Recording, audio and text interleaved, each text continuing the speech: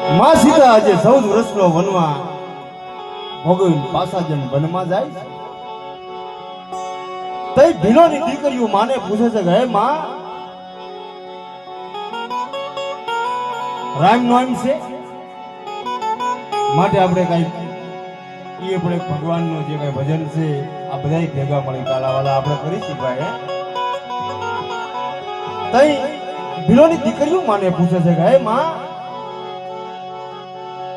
હજે વનમાં 14 વર્ષ પૂરા થયા હતા તમે પાછા વનમાં કેમ આવ્યા? તઈ માં સીતા વાત કરે છે. મિત્રો દુઃખ અને સુખ ક્યારે આવે છે ને વાલાની ખબર નથી પડતી.